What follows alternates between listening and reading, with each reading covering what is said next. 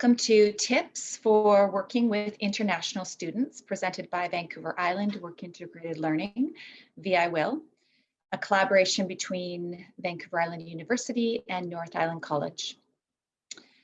Navigating cultural differences in our workplaces can be an exciting opportunity to engage in community building, capitalize on diverse strengths, expand and reach new global networks. But when we speak about culture, it's important that we recognize that we need to speak about difference very broadly and really recognize that culture is multi-layered and complex and a very personal topic. Before we jump in, we want to acknowledge that we're not experts in this area and to thank and recognize some of the individuals and resources that went into creating this webinar. Thank you to Margaret Herndon from our Global Learning Facilitator at NIC, Bijoy Benur, Mark Manager at VIU. Also thank you to the Immigrant Welcome Center and to Northwest College. From this understanding that culture is complex, there are some general ways in which culture can change interpersonal interactions and affect communication. So the first is the difference between direct and indirect communication styles.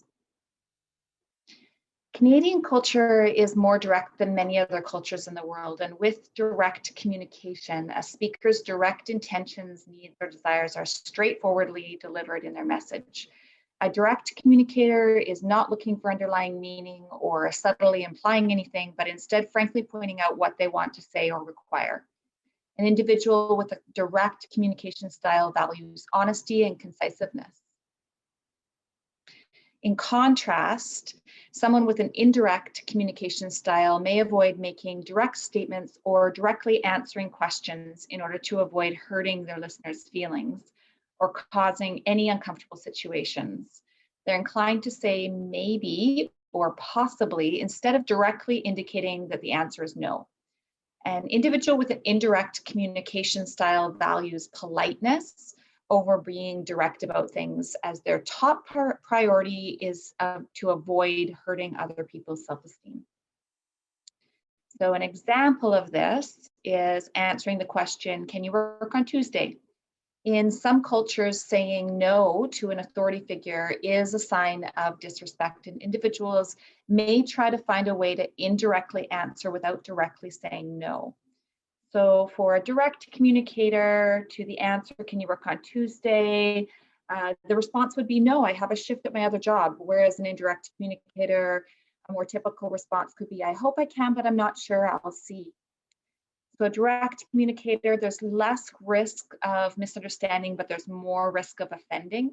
And indirect communication, there's more risk of misunderstanding, but less risk of offending. Another broad intercultural communication difference is our relationship to hierarchy. A broad way to look at this difference is through generally categorizing two styles worldwide, a hierarchy-oriented style and a style with the flattest hierarchies possible. In a flat hierarchy, all people are considered equal. For example, men and women are equal with regards to authority, family roles, professional life, and people with higher status don't have particular privileges. Certain hierarchies still exist in these cultures, such as the difference between a supervisor and an employee in companies, but the ranking of the status has less importance. And every individual has the right to question those in higher positions, and everyone, including those who don't hold decision-making positions, is welcome to contribute ideas and make suggestions. All employees, even if they don't hold high positions, are expected to resolve situations and work independently to make decisions within their own area of specialization. Most of the time, employees consult their supervisors only when making decisions that regard important decision and strategic making. So Canada would fall into this category, and WIL students, work integrated learning students who are used to flat hierarchies would be more comfortable with pointing out an error that a supervisor made. In contrast, within a hierarchy-oriented style, status positioning is a natural way of being, and higher ranked people are treated with more respect as a matter of honor and principle. Status could be based on age, gender, education levels, seniority in a company. And for someone with a hierarchy-oriented style of communication, criticism of any kind towards a supervisor is unthinkable, even if direct feedback is requested or a supervisor is incorrect about something. Work is set and decisions are made by supervisors, and as a result, employees usually wait for instructions and they delivered by supervisors to make before they make decisions, and they wait for supervisors to assign work. Even if those decisions are insignificant, they tend to be taken to a supervisor just in case. This can affect decision-making duration, team dynamic, and initiative. Students who are accustomed to a hierarchical orientation may be less comfortable calling supervisors by their first name or asking and answering direct questions. And another example includes that in some cultures, young male students may not be accustomed to women working in positions of authority. So before we share some tips on how to bridge differences, we want to introduce a key concept, and that is looking at our unconscious bias. Unconscious bias is our underlying attitude and stereotypes that people unconsciously attribute to another person or group of people that affect how they understand and engage with a person or a group. It's a natural tendency for us as human beings. And we really want to understand that this is biologically driven and our brains are wired to take shortcuts when we're processing information to save us time when making decisions. And it can be very helpful when we're under pressure and need to meet deadlines. But while these shortcuts may save us time, an unconscious bias is a systematic thinking error that can cloud our judgment and, as a result, impact our decisions. So some steps to overcoming unconscious bias. Interpersonal communication is an area of learning that's ongoing and requires introspection and patience with ourselves and others. Although it can at times take us into uncomfortable territory, it really is an opportunity to get creative, step out of our comfort zones, and create positive long-term shifts in our workplace environment. Second, we really want to take time to reflect so we can step back from judgment and clarify rather than assume, because ultimately we're moving towards the goal of responding from a more informed place versus reacting.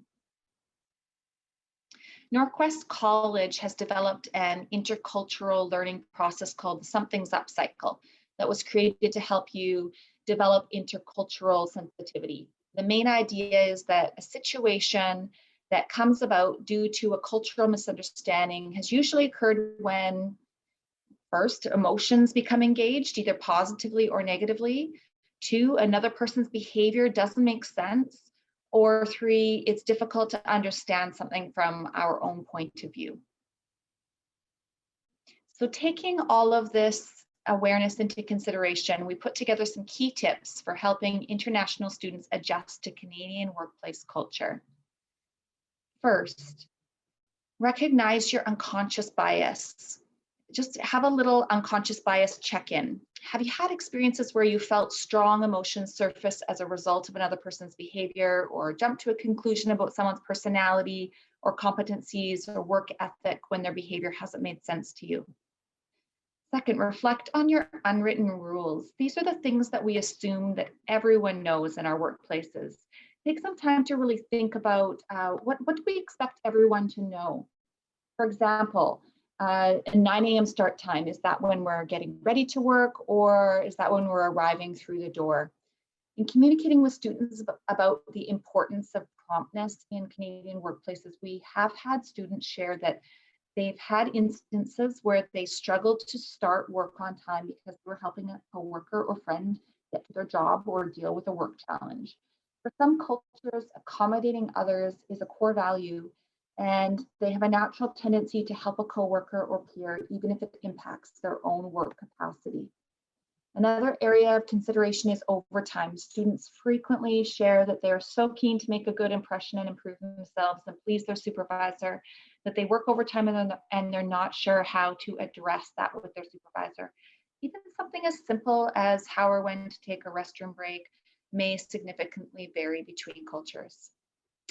3, foster a culture of asking questions. Remind your student that your work culture encourages both staff and supervisors to ask questions, and tell your students who to go to ask questions, remembering that they may not be accustomed to asking questions from a direct supervisor. And finally, onboarding and orientation tips. Before the new hire arrives, familiarize yourself with potential cultural differences to help ease their orientation and better prepare your organization for success. Identify those with diversity roles in the workplace, and share policies affecting the workplace, such as diversity policies, human rights, anti-discrimination, and any other employee safeguards. Addressing difficult topics is uncomfortable for most of us, especially when we're in new terrain and aren't sure how to proceed. So here are a few tips to help navigate some common challenging topics. Behavior and professional etiquette. The process of giving and receiving feedback varies from culture to culture. It can be particularly challenging for a student who's more familiar with indirect communication and perceives the supervisor as high status to receive feedback. So some things that can help: clarify the feedback process in the orientation.